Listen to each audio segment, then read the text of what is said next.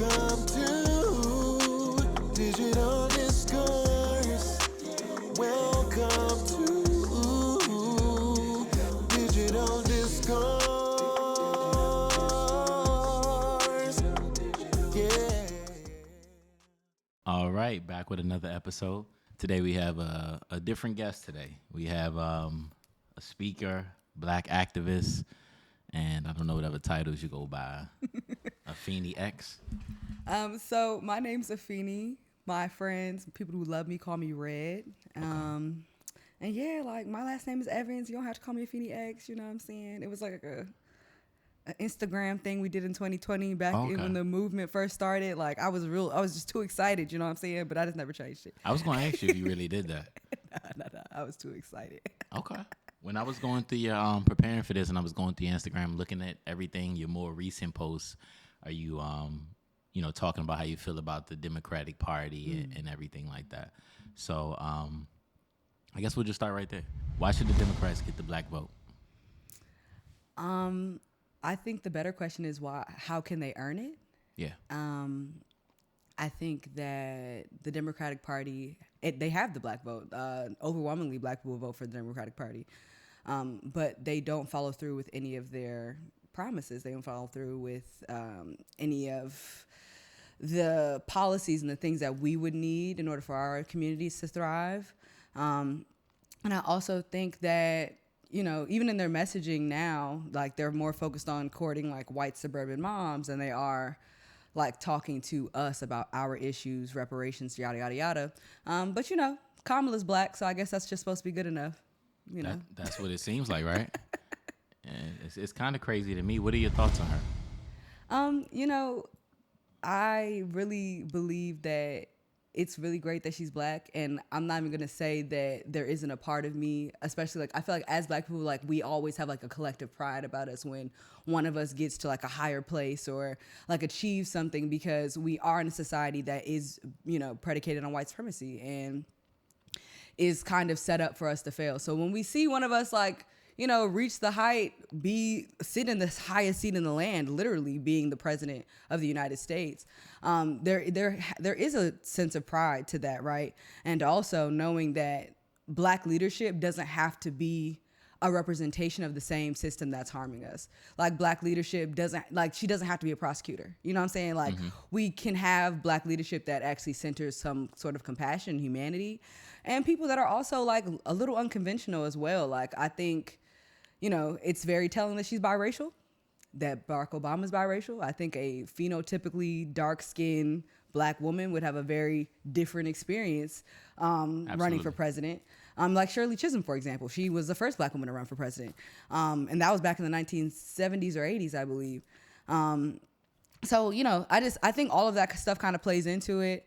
And I'm not going to sit up here and hope that she loses or anything like that, because, that means Donald Trump's president. Ew, yuck, why?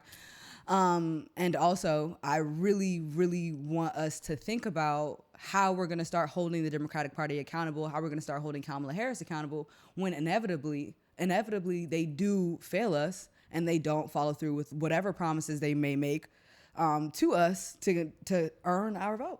Do you even think she's qualified to run, or is it more so of I don't want Donald Trump there? I do think she's qualified. I think to say that she's not qualified when, like Ronald Reagan, for example, he was like an actor or some shit before he was governor of California. Same thing with like Arnold Schwarzenegger. We saw Donald Trump, who's a literal like reality TV star, who ran for president and won, Yeah. And as far as the Constitution is concerned, as long as you 35, you was born here, and like some other shit, there's like only like 3 or 4 qualifications. I think that's it. You know what I'm saying? Like as long as you meet them thresholds, you good. So to say that she's not qualified, I think that would be an insult to her intelligence. She's a very intelligent woman. She's clearly like highly educated. She went to Howard. But I think where her qualification, like where there might be a deficit in qualification, would be around, again, her compassion for black people, her focus on like a real pro-black politic that isn't just like cultural or like aesthetic, but that's real, that's tangible. what are we doing about Flint? What are we doing about like reparations? I'm gonna keep saying that. What are we doing about reparations? What are we doing about like the Black education system and like the fact that class sizes are like 40-1 for these teachers? They're overwhelmed, they're underpaid, and our kids aren't getting the education that they like deserve. And they spend a lot of time in these places. What is Kamala Harris doing about that? And there are no policy positions on her website, but yet she's raised millions and millions of dollars. People are just saying, well, just shut up and vote for her. But like, what are we aligning ourselves with? We don't even know that yet. And we haven't made any demands of our own as well. So, I mean, I think that she's what the establishment wants. She's what the Democratic Party wants. I feel like she could be like a Barack Obama 2.0, where she's on every black wall in America, and that's probably what's going to happen. But yeah, I really just wish she was more people-centered, more human-centered, more community-centered in her politics. I get that. Last thing on her. Donald Trump was in a lot of smoke when he was like, she just turned black. And I personally think it's clear that he was just saying her campaign has been starting to just point it out more because it's beneficial to use it now. But how do you feel about him saying that? I mean, honestly, like if he would have said that in 2020, I'd have been like, oh, all right, yeah, I mean, kind of. Because like I would say, I remember when she announced her candidacy in 2019. And prior to that, Kamala Harris had been like, that snappy lady in the Senate who would like have those cute sound bites, rolling her eyes and snapping her neck and stuff like that. So like, it's not like the blackness was never there. Like she always gave me kind of like black auntie energy. But I think like the centering of her blackness is something that was new in 2020. And like the sensationalization of her blackness was new. So I wouldn't necessarily say that like she just turned black or that they're using it as an opportunity right now. I think that that's been a strategy for quite some time. I think that Kamala Harris has known that she was going to run for president or be somebody's VP pick at some point. So when you think, as somebody, I'm doing like a lot more political strategy stuff, and political strategists, they think like 10 years ahead. Like if you have a good campaign strategist, they're like, if you're running for a council seat, they're like, but how can we win governor? Even though you're running for this council seat, Right. So, I mean, yeah, I think everything that you see about politics is very intentional. And also Donald Trump being a racist ass white man, it's very misplaced coming from him. But should we as black people question her leaning into black culture and like, I guess I would say even some of the pandering that happens? Absolutely. Because we don't need to be pandered to. You feel me? If she isn't, that type of girl, she ain't gotta be that type of girl. There's different black people are not monolithic. But yeah. Okay. You got some good answers. All right. The Democratic Party in general, do you feel like this is the same one that we had pre-Trump? I think the Democratic Party has been through quite the metamorphosis since about 2004 with, the re-election of George Bush and that kind of like landslide super red victory. I think there was a bit of a calculation made then, and the Democratic Party's always been like very conservative, but I think there was a calculation made then that they kind of had to chase the Republican Party to the right to again court these like middle class, like white moms, the Karens. Like they want the Karens to vote for the party. So that means that, you might see more like pro-police rhetoric.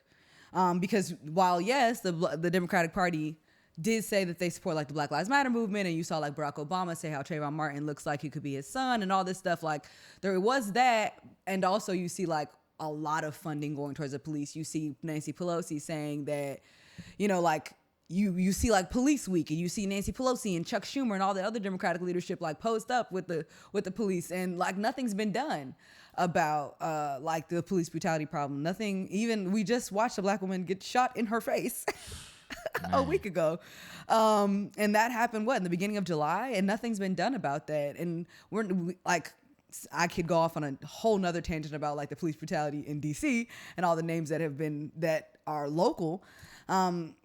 But the Democratic Party has made a calculation to go after those voters. And with that, it just means that they have sacrificed our interests And we're really just being dragged along for the ride.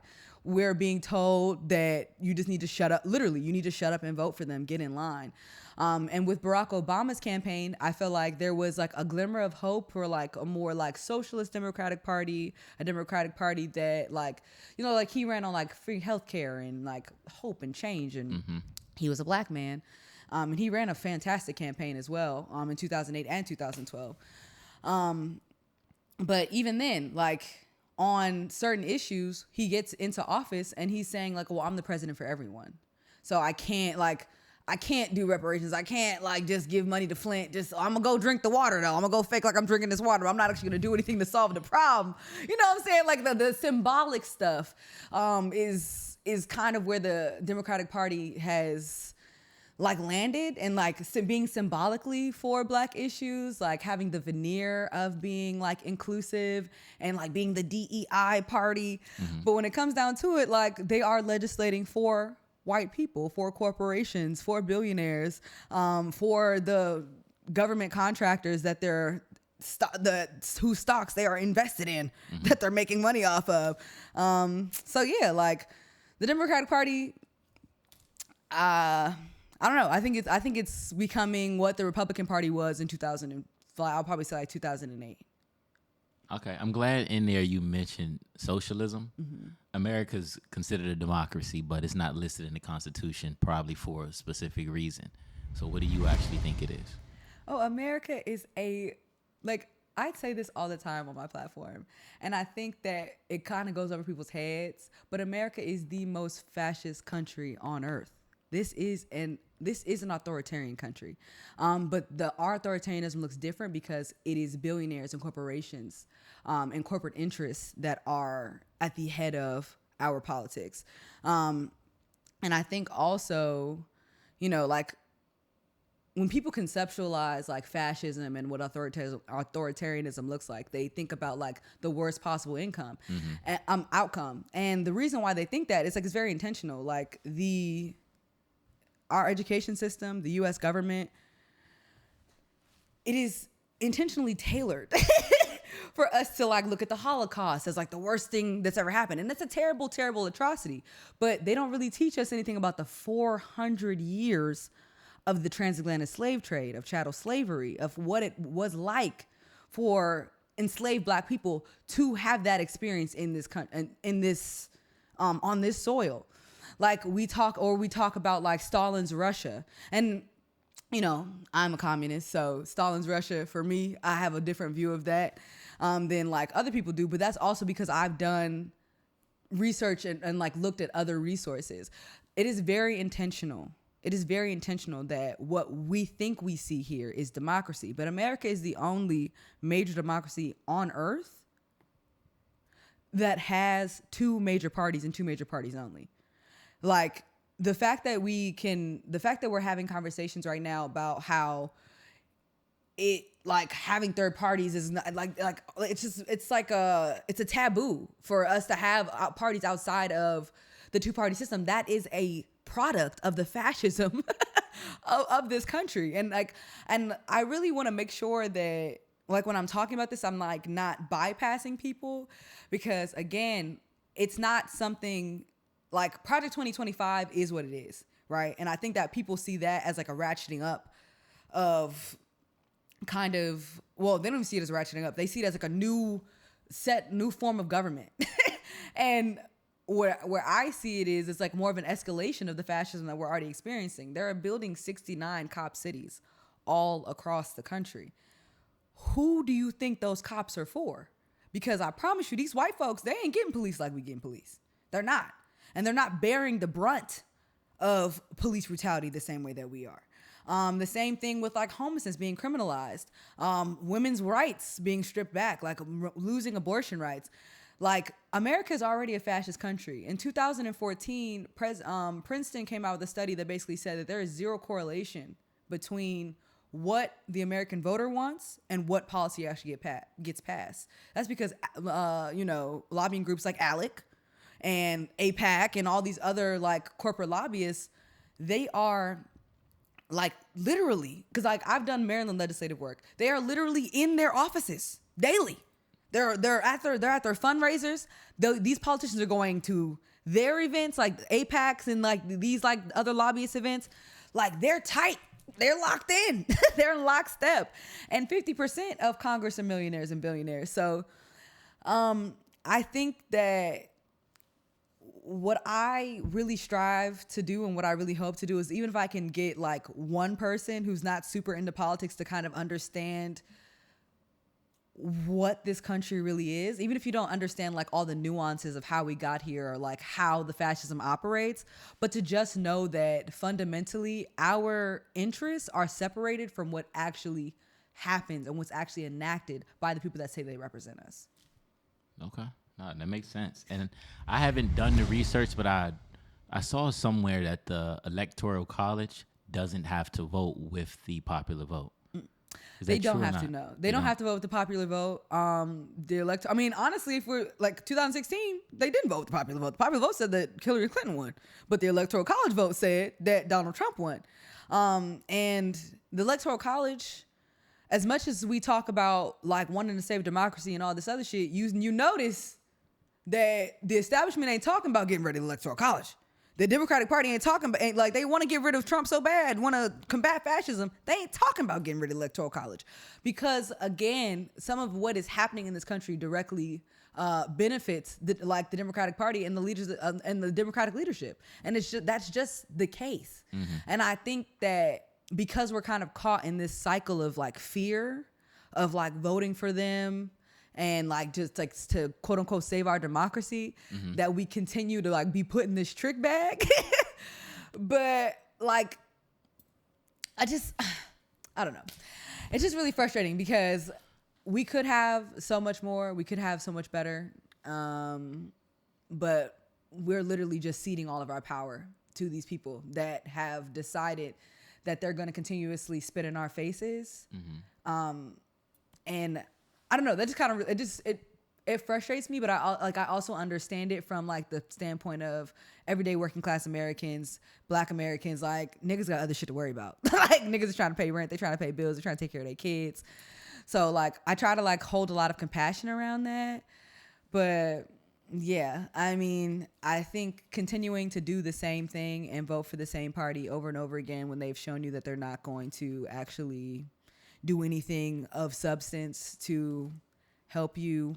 I don't know. I don't know what to call it, but insanity. You know? So what would you say is an alternative? Because, you know, then you'd have to vote for Trump, and a lot of people not mess with that, especially in this area. So what would you do? Just not vote? No, I mean, third parties, they are here. Mm-hmm. And one thing I will say is Kamala, like, she is doing much better than Joe Biden was in the polls against Donald Trump. So especially if you live in like a state like Maryland, who's like, this state is definitely going to go for Kamala Harris. 100%. Definitely going to go for Kamala Harris. Then maybe you should try voting for Jill Stein. I don't know. Because the reason why we are pushing for this. Running? She's still running? Yeah, because she ran in 2016 too. Okay. But the whole purpose of like that project is to get a party that is not the Democratic or the Republican Party to 5%. The last independent candidate to actually get over like 20% of the vote was Ross Perot. He lost that election. And that's also why I think that was George H.W. Bush lost that election, because he just took a lot of votes from him on the right. 5%, if Kamala actually plays her electoral strategy correctly, really would be a drop in the bucket. Also, you have RFK Jr. and you have RFK Jr. He's running as a straight independent, but he's polling pretty well amongst a lot of like right-leaning and Republican voters. The same thing with the Libertarian candidate who is his name is escaping me. He said he has such a boring face. Just know he has such a boring fucking face. Dear God. But like he's also on the right wing, and like so that same like we're gonna take votes away thing that they're saying on the left. They have that same situation going on over there, and they're like on the Republican and on the right wing conservative side as well. Mm-hmm. They have other options, and their people are voting for other options. So why not get the Green Party to 5% and get federal matching funds so they can actually have a better chance of being able to win an election? Because that's really what wins elections. I've worked on like a congressional campaign and I've like passed some laws in Maryland. And only thing that moves is, I'm telling you, the only thing that moves is politics is money. So break that down, because I'm not even aware of what you just said with getting a third party up to 5% and getting the federal matching fund. Yeah, so getting a third party to 5%, it's like 5% of the national like vote tally, right? So on the general election day, Kamala gets, let's say 56, because we're being real generous. Kamala gets 56, Donald gets, I don't know, 45, Jill gets 5%, everybody else gets whatever's left. You know what I'm saying? The Green Party getting 5% means that they get federal matching funds, which makes them more competitive when it comes down to like being able to pay for volunteers, making sure that you have ballot access, making sure that you have, making sure that you can like get proper national campaign infrastructure. And like the government gives campaigns money. Like they have, like it's not like a 50-50, but they do like, they have some federal money for national parties. So in order to actually access that money, you need to have like some some popularity, some momentum. And that's really, we are in a moment where we could do that. There are like over 60% of the country doesn't vote. So even if like, some of that 60 that don't vote tapped in and said, third party, let's go, that still wouldn't affect the vote tally for what regularly goes on, like business as usual anyway. But it would give us momentum and a movement to put like more leftist and socialist energy into. Okay, yeah. I don't think most people may be even aware of that fact. So, because I know I wasn't. So that's actually that's a decent strategy for moving forward for sure. Last question, and then we'll switch off to something less serious. Okay. I'm enjoying this though.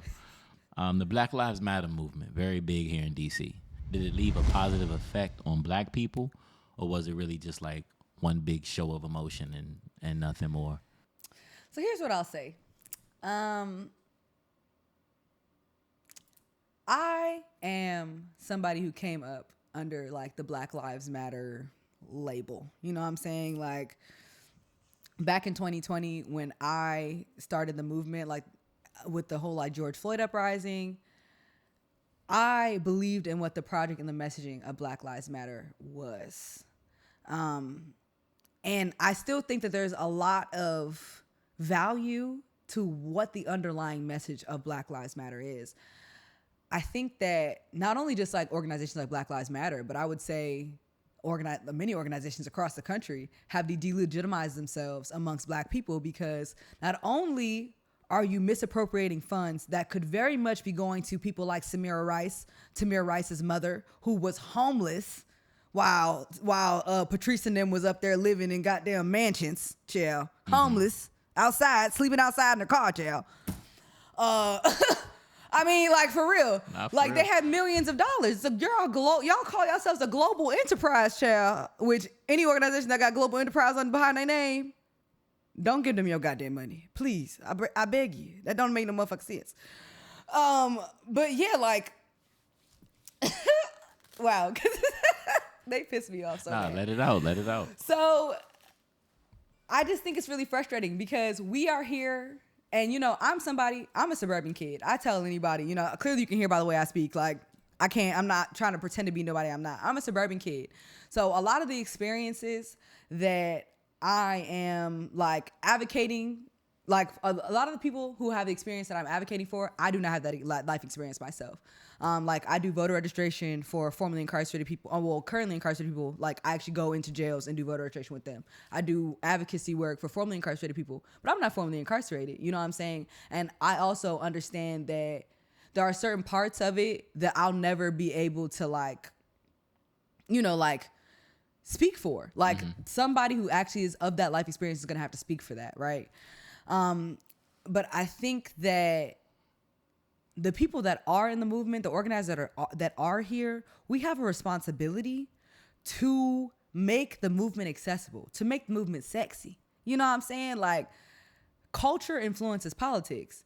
So if we are not inserting ourselves in the culture in some way that is positive, we're not inserting ourselves in the culture in some way that is appealing, that then of course people are gonna make fun of the movement and think that we're all like crazy, you know what I'm saying, or think that we're all unrealistic. And I think that because of our lack of imagination as organizers, because we continue to say like, hey y'all, please come and vote for these Democrats, y'all. They said they was gonna give us the checks. They said they was gonna give us reparations. They said they was gonna cancel your student loan debt, y'all. Please, y'all. That's what they told me. They told me to come tell you. Please come vote. And then y'all come out there. Y'all do what y'all gotta do. You do your big one. You get them elected. You know what I'm saying? And then it's crickets. George Floyd Policing Act within 100 days. That's what they said, right? Where's that at? And yeah, student loan cancellation. He could have done that with a strike of a pen. Don't let them lie to you and say the court stopped shit, okay? The Higher Education Act, he could have done that with a stroke of a pen and canceled all your student loan debt, but they didn't. So as organizers, we go back to these people that we've been building relationships with, because that's really what organizing is. We're building deep relationships with our community members.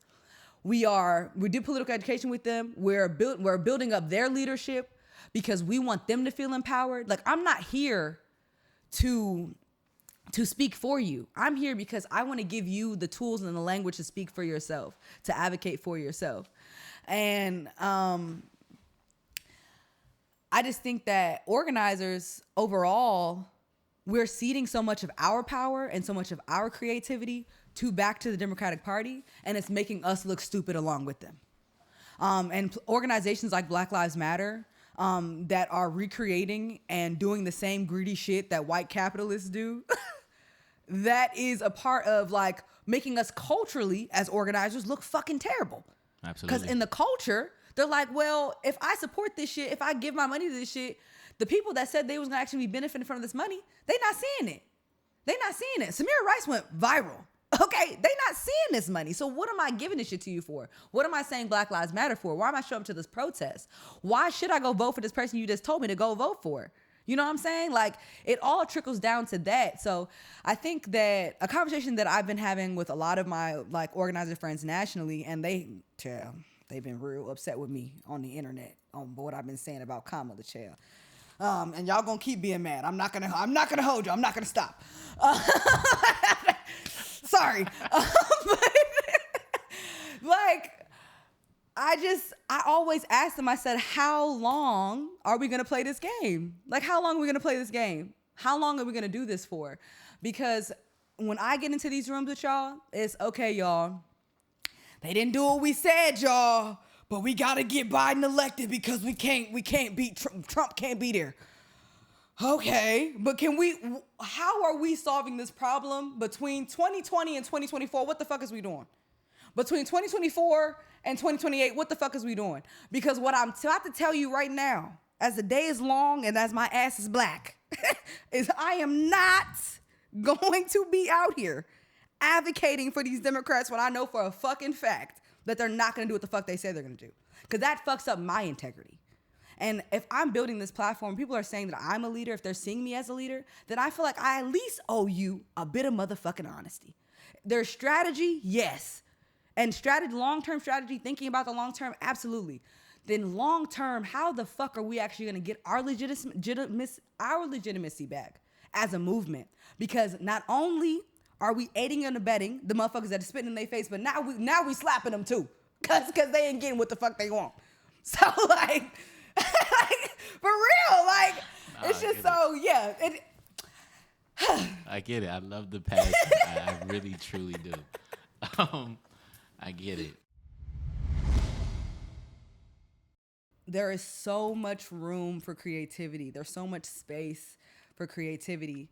And if I can get people to understand that, like, while yes, what is practical is what is practical, absolutely. But I'm sure that when George Washington and them, because they was all like 20 and some shit, like they wasn't that old, y'all. I know they keep showing y'all all them old ass men with them powder wigs on. Hell no, they was all like 20s and 30s up in there cooking. The Declaration of Independence, boom. Revolutionary War, boom. America. That wasn't some insane shit. They could have never imagined that they would be where they are.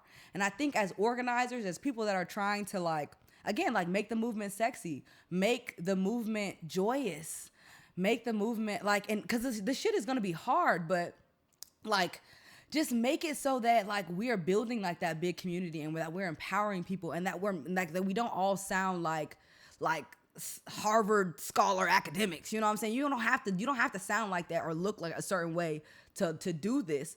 And we really need to do a better job of breaking that mold, because when we do, and when we get into space and we're all just like talking and we're freedom dreaming, just imagine what we could create, what we have already created as Black people, what we are already responsible for with scraps, with nothing. The things that we could do if we actually had true power over our communities, if we actually had like the resources and the liberation and the freedom, the space to create what the fuck we want to create. I know it in my bones, in my spirit, that we can have a beautiful, loving society that is safe, that is inclusive, where niggas can crack a little joke every now and again. You know what I'm saying? Like we're all living life, and it's not all centered around work, capitalism, getting over on the next nigga, figuring out who pocket watching. Like, you know what I'm saying? Like, we can have a completely different experience. We can have a completely different existence. And just like those white folks can sit down and do all this imagining and shit, and we living in a white man's fever dream right now. We're living in a white man's wildest dreams right now. Just think about that. Imagine what we could do if we were living in our wildest dreams. Because all these things are tangible. They're possible. That's deep. You know what I'm saying? That's a bar. This really is a white man's dream, though. Hey, that's a bar. Okay. Yeah. Okay. Now, I'm enjoying this interview for sure. You have a lot of passion, a lot of energy, and you're funny. Like, you're actually kind of comical. Is there like outside of all of this, is there another side of you? Like a more fun, party? Like, when you're not doing this, what do you do? I think I really need to let you niggas know that before I was Afeni, I was Red. And Red really loved to shake her ass in the club, like real bad. I am a really fun girl. I am. But I think a part of like the platform thing, especially because I'm gonna be real, like I never expected that when I started doing this work, that the platform and shit would come with it. Like, shit, to be vulnerable, like, I just never thought I would be deserving of something like that. Like, I never really saw that for myself. So, before I was this, I was a party promoter. I was a full-time college student. I thought I was going to be a policy advisor. I never really thought I would be, like, in the front of no shit. But, yeah, like, I like to have fun. I really love music. I listened to Lotto's new album today, Alyssa. How was that? Alyssa. Okay, girl. Okay. You know what I'm saying? I mean, it was better than JT album. No shade. No shade. It was better than JT's album. JT, girl. You might need Carisha back. You might want to call her sister. You might want to go. Hey, look, I would say this. JT need Carisha and Carisha need JT real bad. But yeah, like, I love music real bad. I love fitness. I work out like a lot. And, like, I'm sober. So, going from somebody who used to like drink a lot and like drink way too much to now like still being able to like experience joy in sobriety has been like a really great transition. And it's been like really like, I don't know, like it's been really like soul filling. I don't know how to like what there's a word for that, but like I just really feel enriched, like being able to like be in touch with myself and still experience like so much joy. Mm-hmm. And like, I'm also somebody who like deeply believes in healing. So I do a lot of healing work. I do a lot of personal transformation work. I'm not out here, telling niggas to do better and not also trying to better myself.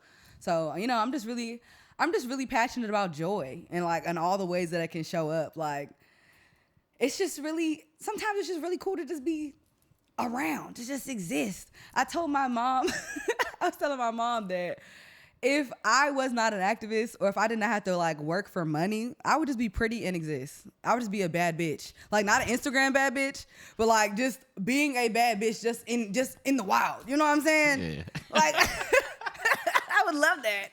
So yeah, like In the wild. you know. Nah, I get it.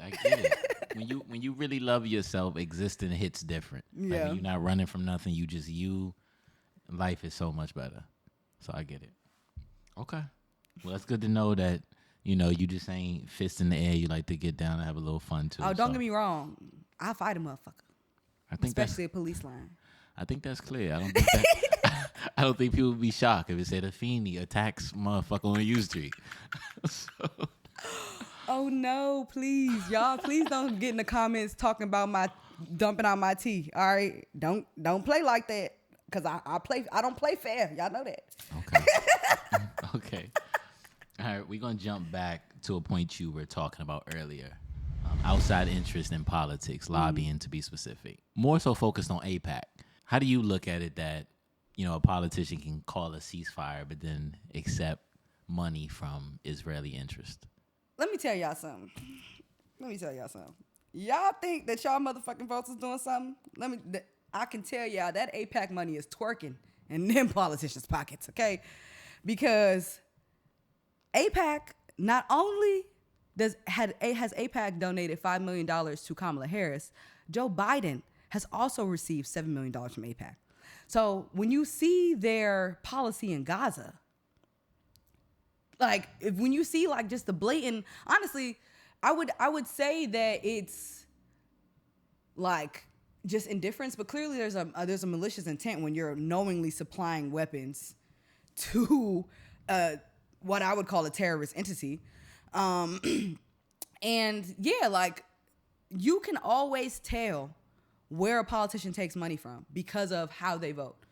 Like AIPAC is a perfect example of how deeply undemocratic America is, because AIPAC can spend $20 million in Cori Bush's district and get her unseated. AIPAC can spend, I don't remember exactly what the figure was, so I'm just gonna say millions in Jamal Bowman's district and also get him unseated. AIPAC tried to get Summer Lee unseated. And these are people that were duly elected. And I think that's something that people really don't understand about like our political system is that, well, and maybe they do, is that like most people aren't paying attention like that deeply to politics. Like At all. most niggas is like whatever they get in the mail, mailers are so important in politics. Like mailers are gold, and it costs $20,000 to send some of them out in like in an area like as big as Prince George's County. Okay. And that's, I mean, when you think about it in the grand scheme, presidential or whatever, statewide, that's not that many people. Yeah. You know what I'm saying? So it's just like that name recognition, that repetition is really important, and you buy that. You literally buy that. You buy TV time. You buy radio spots. You buy YouTube ads. You buy Facebook placement. You buy those mailers. You also, when you have more campaign money, like how these folks are getting all this money from AIPAC, you can put up billboards. You can have big ass campaign events. You can, child. I was like, what the fuck just happened? A malfunction. You can have like you can pay speakers and celebrities to come to your shit. And like, because America's such a celebrity-centered society, you can become like a local celebrity in your community. And if you can buy that, you've won yourself a seat. And that's really all it is. Mm-hmm. So AIPAC is a very dangerous organization because not only are they buying seats in front of our eyes, they've been buying our politicians, but now their influence is so strong that our politicians are willing to go down in the history books as complicit in genocide. I don't think people really understand how deep that is for our congressional members, for all 495 of them to stand up, or 595 if you count the Senate, to stand their asses up and give Netanyahu a standing ovation after he just said that we're going to finish the job. I don't know if y'all have seen how Gaza looks, but there's nothing to finish. I can tell there's nothing to finish. And these politicians, they're taking your money because you're donating to their campaigns. They're taking your confidence because you are trusting them to represent you. They're taking your trust and they are perverting it and giving your money to Israel to commit genocide. And it's not only just in Israel. You think about what's happening in Haiti. You think about what's happening in the Congo. Like all these different places where America has her tentacles, your money is paying for that. Your tax dollars are paying for that. And I think that people see foreign policy as so like separate and apart from our everyday lives, and it is because we don't live in Fallujah. We don't see the bombs dropping down on our heads. And I mean, it's because we live in, the world police, over militarized country. You feel me? Like we're the ones doing it to everybody else. But your money is paying for that. So it does affect you. And when like things like 9/11 happen, let's keep it funky. When things like 9/11 happen and American civilians do die, it's because of American foreign policy that shit like that happens. Because they ain't tell you this, but Osama bin Laden was trained by America. He was trained and funded. Him and the Mujahideen that turned into Al-Qaeda that blew up the towers were trained and funded by the American government. There is so much that, like this foreign money, like this foreign influence, there's so much that it does, like to disrupt the global order, to disrupt the global peace. And that's why I also say that America is the most propagandized and fascist country in the world, because we are living in this exceptionalist bubble.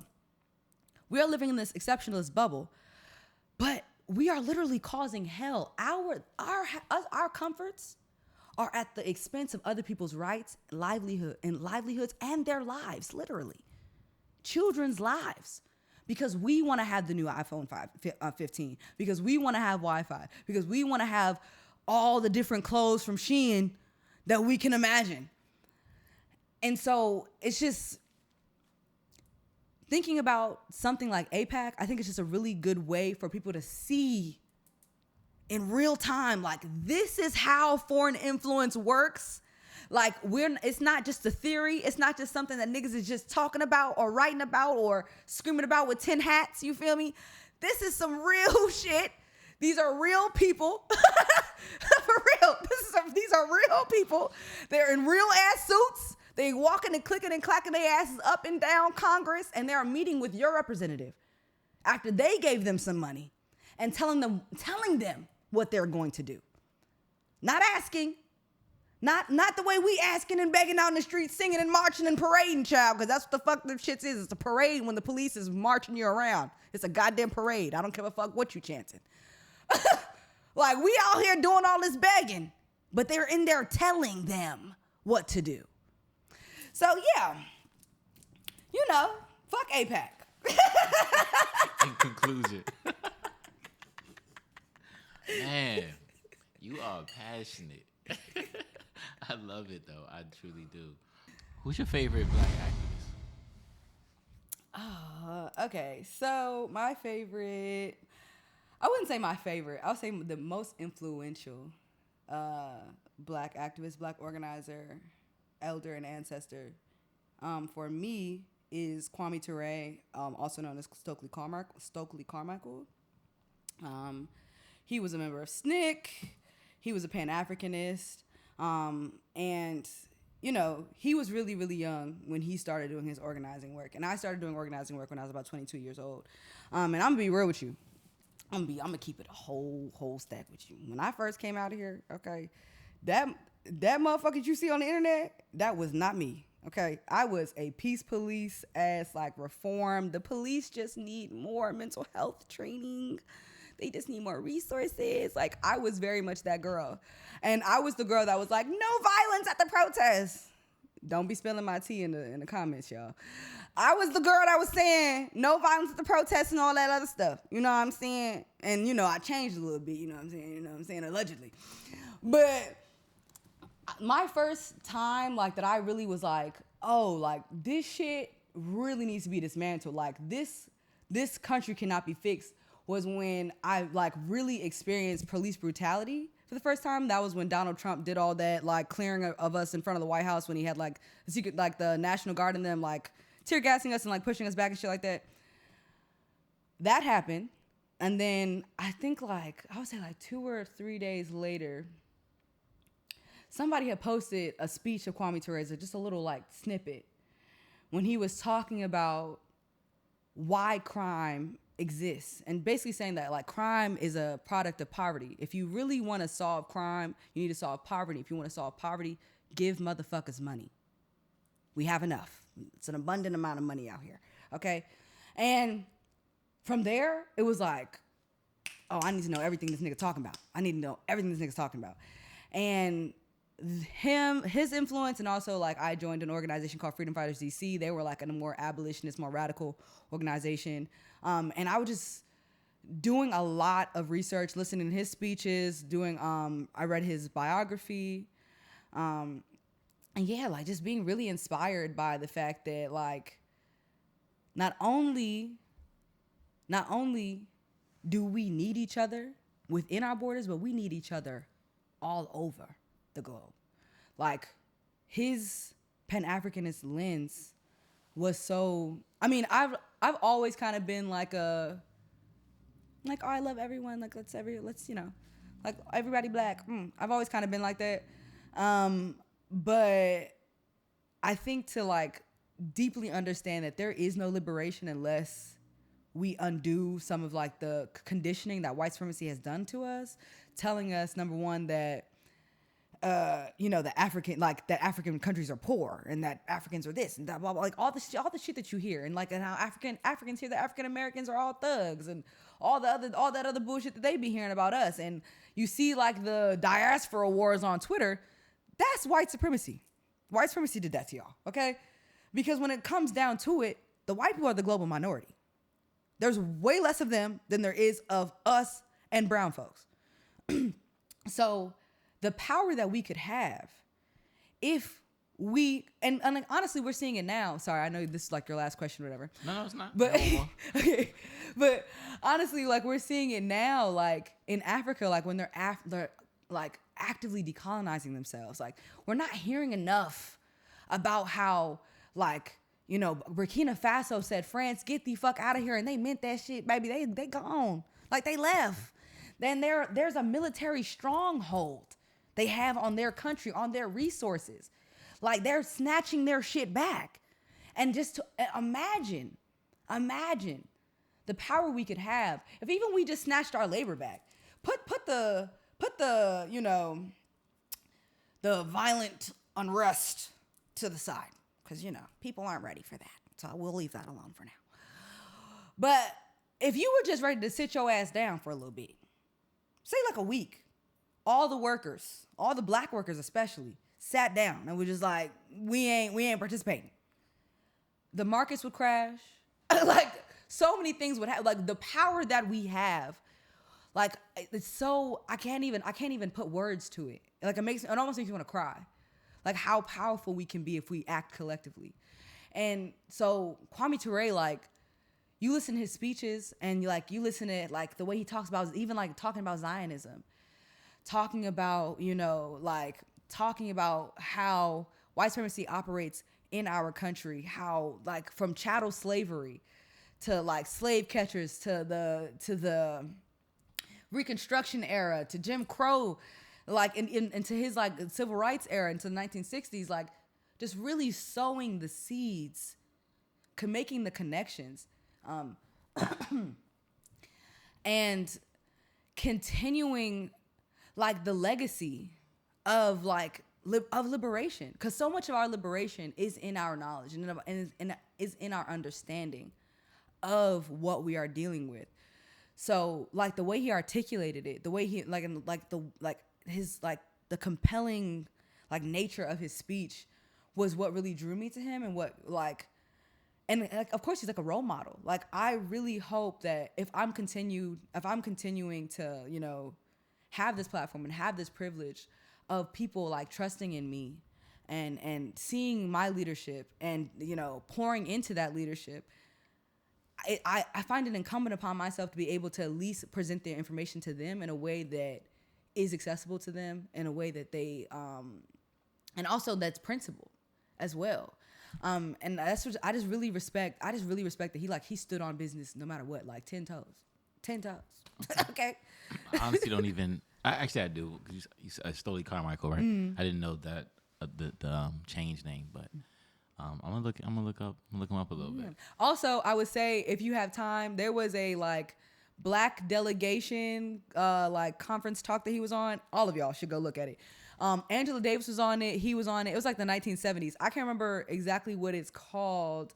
If I would have had my phone next to me, Chad, I would have had it pulled up. But it's like, honestly, if you like type in Angela Davis, Stokely Carmichael roundtable, it will like be the first thing that pops up, because like Afro-Marxism posted it, and that's like a great entry point because you see a bunch of different like black perspectives of that time.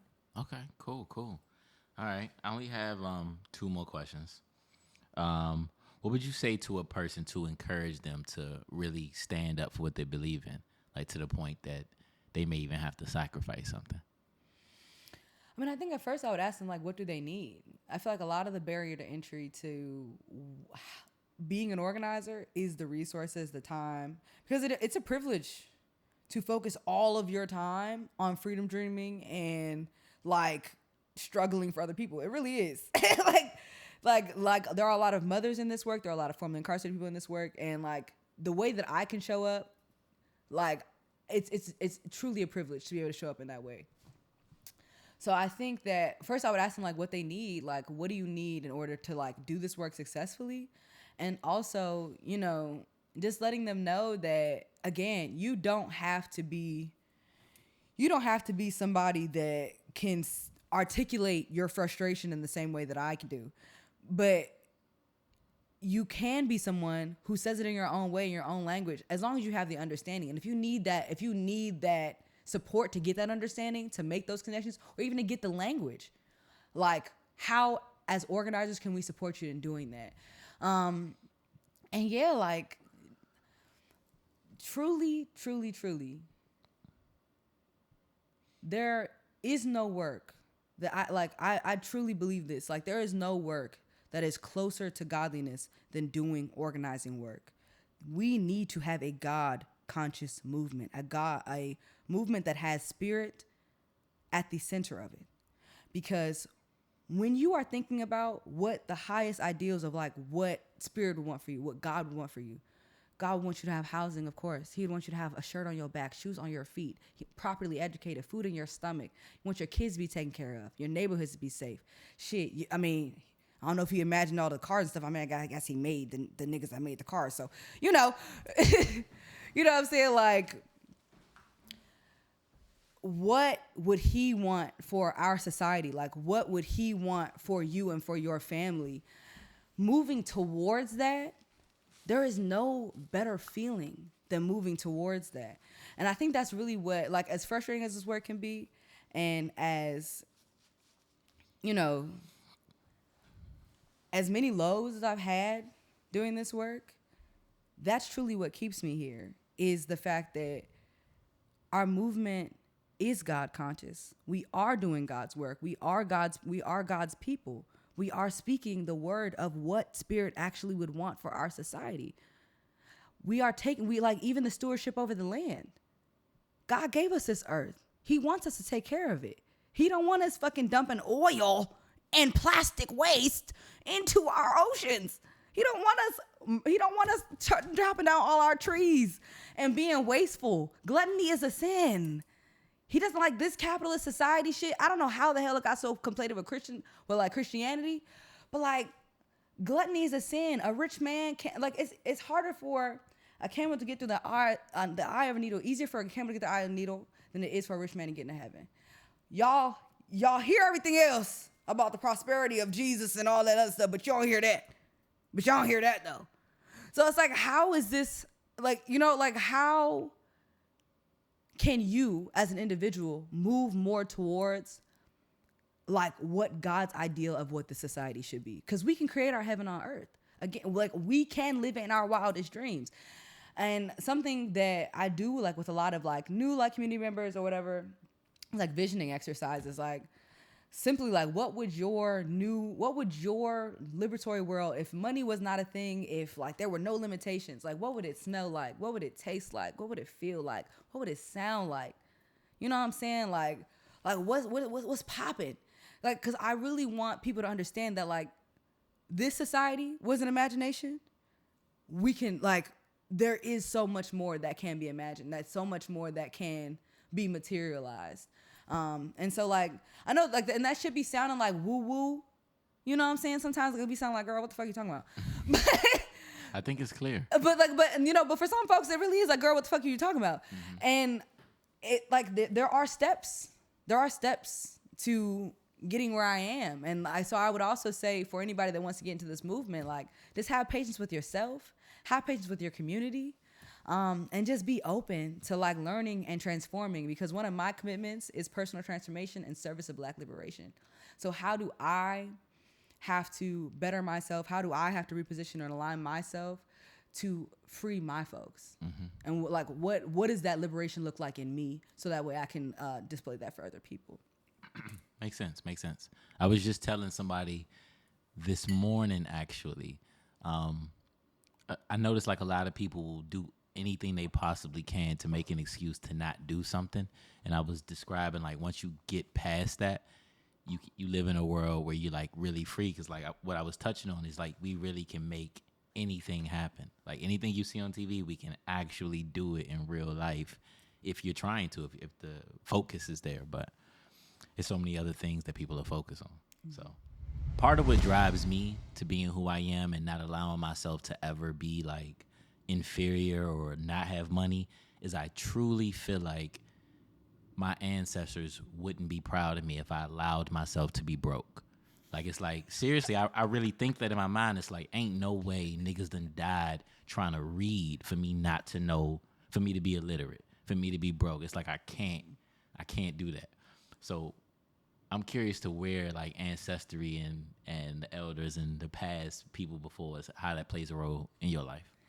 Absolutely. I went to Ghana last year, and that's actually where I started my sobriety journey. Okay. I went to Ghana for 2 weeks, and we went to Cape Coast and we went to the like slave dungeons. We also went to the last bath where they like had our ancestors like right before like, you know, they were shipped to wherever they were going. I'm a deeply, deeply spiritual person. And I truly believe that the 7 generations before me, scientifically, I was inside of my ancestors that 7 generations before me. Scientifically, 7 generations after me, my seed, they're already in here. Mm-hmm. We're already a part of that genealogy. So I feel like a part of my mandate on this earth as a Black woman, I was born into an oppressive society. A part of my mandate is to liberate myself and others. My ancestors was doing slave rebellions. I don't know about y'all's. My ancestors wasn't just tap dancing to the pose and every time the white man told them to. Sorry, they just wasn't. Like, my ancestors were not going like that. My ancestors was rebelling at the slave dungeons when the white folks, those are my folks. I don't know, you know, those are my folks. I don't know where everybody else's folks come from, okay? And when I think about that, when I think about all of the ancestors that literally chose death, they chose the ocean. I'm like, and like when I say I'm deeply spiritual, like water to me is so like, I don't have the words. But when I was in Ghana and like I was just standing in that water, I just could not help but think like, they chose this water, they chose this grave over enslavement. So if they can make that sacrifice for their liberation, if they can fight for liberation, if they can rebel, even when it just seems bleak, the hope is not giving what it's supposed to give. And my folks still knuckling up. They're still looking for another way. They're still holding on to their language. They're still finding ways. They're still finding ways to communicate with each other, even if they come from different tribes. We're finding ways to connect with each other. And I think that as an organizer, something that I tell people, like, I'm a connector. We are here to make the connections. We're here to build that community, that interdependent community that we all need. And I can't help but think that that's ancestral. I can't help but think that that is something that was given to me. And when I was also in Ghana, I got a divination by, like, you know, our folks don't like voodoo, but I got a voodoo divination, y'all, from a voodoo priest. Please don't smite me. And just the confirmation, the deep understanding of, like, even though I don't always understand, like, how I got here or what brought me to this work, what keeps me in this work, because this shit is hard. This shit is hard. Like, the confirmation that I got in that reading, I can't, like, that has to be my ancestors that are saying, like, keep going, keep pushing. Because even if it doesn't happen in my lifetime, liberation is inevitable. Liberation is inevitable. They cannot take from us what does not belong to them. We are in our dignity. We are in our humanity. We are in our full power and our blackness every fucking day, even if we don't know it. So liberation is inevitable. We have to be free. We must be free. So whatever little part I can play in that, whatever part of the mandate that I can uphold, I'm willing to do that, because my ancestors pushed me. They brought me here. And, you know, like I said, we was rocking 7 generations before, and I'm going to be rocking with my folks 7 generations after, period. We're all interconnected. We're all linked. And there's nothing more important to me than venerating my ancestors by doing this work, period. Okay, beautiful answer.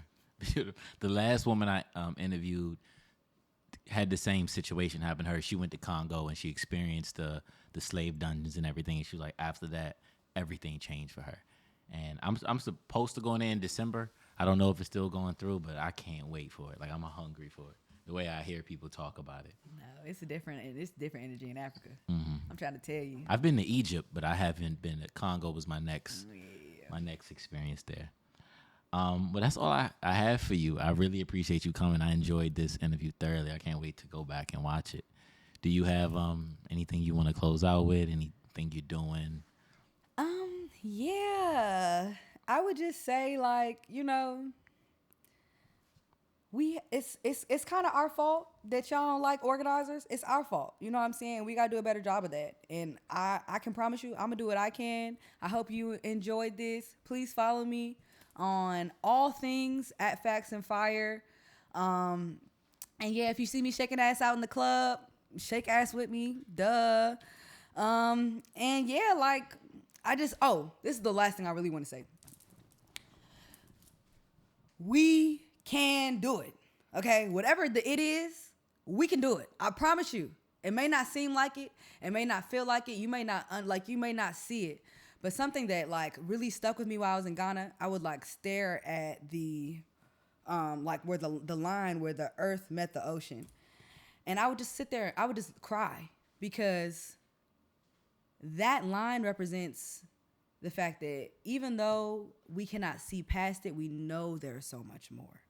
And even though we cannot see past the society, y'all, even though we cannot see past these parties, even though we cannot see past shit, today, some niggas is living day to day. I promise you, just like the line where the earth meets the sky, there is more, there is more, there is more. It is out there and it is ours, period. So let's go get it.